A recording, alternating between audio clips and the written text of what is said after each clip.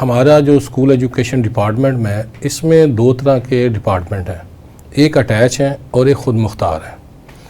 جو Punjab curriculum and text book board ہے یہ ایک خود مختار ادارہ ہے۔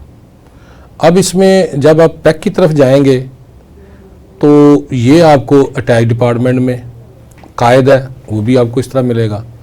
اب صورتحال یہ ہے کہ اگر ہم 90 کی دہائی میں جب جاتے ہیں تو وہاں پر آپ کو پنجاب ایگزامینیشن کمیشن جو ہے وہ نظر نہیں آتا۔ اسی طرح جو آج قائد ہے یہ اس وقت ڈائریکٹوریٹ آف اسٹاف ڈیولپمنٹ، کہ جو ہمارا منسٹریل سٹاف ہوتا تھا اس کی ڈیولپمنٹ کے لیے یہ کام کرتا تھا۔ لیکن ادارے جو تھے ہمارے 90 کی دہائی میں اگر دیکھا جائے تو وہ تقریباً کوئی 80,000 کے راؤنڈ اباؤٹ تھے سرکاری تعلیمی ادارے۔ بدقسمتی یہ ہے کہ وہ ادارے تعلیمی ادارے کم ہوتے ہوتے شرنک ہوتے ہوتے وہ 47,000 سم تھنگ پہ آ گئے ہیں، 80 سے 47,000۔ لیکن جبکہ بچوں کی تعداد بڑھی ہے، بچوں کی تعداد جو ہے آبادی بھی آپ کی بڑھ رہی ہے، بچوں کی تعداد بھی بڑھ رہی ہے، لیکن اس کے ساتھ ساتھ تعلیمی ادارے کم ہو گئے، لیکن اس کے اسکول ایجوکیشن کے نیچے جو ڈپارٹمنٹ ہے وہ بڑھتے گئے۔ پنجاب ایگزامینیشن کمیشن آ گیا، قائد آ گیا، پیما آ گیا، پیف آ گیا، کریکولم اتھارٹی آ گئی، اسی طرح national museum science and technology آ گئی، اسی طرح اور بہت سے ادارے جو ہیں وہ اس کے نیچے جو ہیں وہ آ گئے۔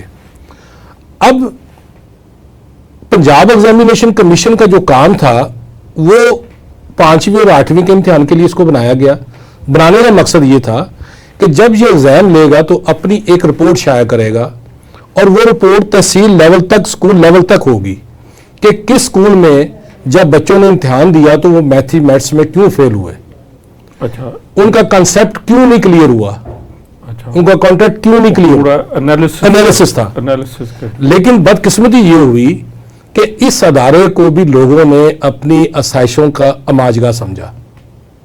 اب دیکھیں کسی ایسے بندے کو اس کے اوپر لا کے مسلط کر دینا کہ جس کا کبھی بھی تعلیم کے ساتھ کوئی تعلق نہ رہا ہو اور نہ وہ اس میں دلچسپی ہو، اسی طرح آپ قائد کی طرف چلے جائیں کہ جس آفیسر نے یا بیوروکریٹ نے کبھی اساتذہ کی یا اپنے ہی ڈپارٹمنٹ کے لوگوں کی ٹریننگ نہیں کروائی تو آپ نے اس کو اساتذہ کی ٹریننگ پہ بٹھا دیا۔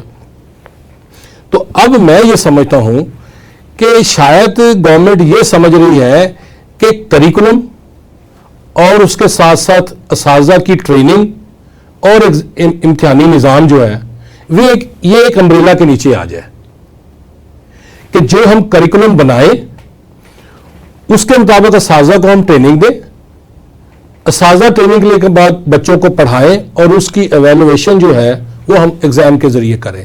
ان تینوں چیزوں کا آپس میں ایک ربط پیدا ہو جائے، کیونکہ اس وقت ہوتا کیا ہے، پنجاب ایگزامینیشن کمیشن اپنا کام کر رہا ہے، اس کو کوئی پتہ نہیں کہ ہماری ٹیچر ٹریننگ کا اسکیجول کیا ہے، کریکولم ٹیکسٹ بک بورڈ کو اس نے کتابیں دینی ہے۔ یہ تو آپس میں کوارڈینیشن کا کمی ہوئی نا۔ ہاں جی۔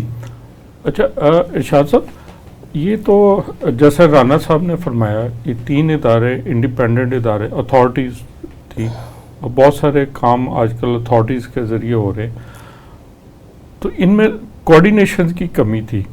تو کیا ہمارے جو افسر ہیں یا سیکٹری ہیں یا ان کے نیچے ڈپٹی سیکٹری ہیں جو ان اداروں کو دیکھتے ہیں، کیا وہ آپس میں کوارڈینیشن نہیں کروا سکتے؟ اچھا میں ایک منٹ آپ کو ایک مثال دیتا ہوں۔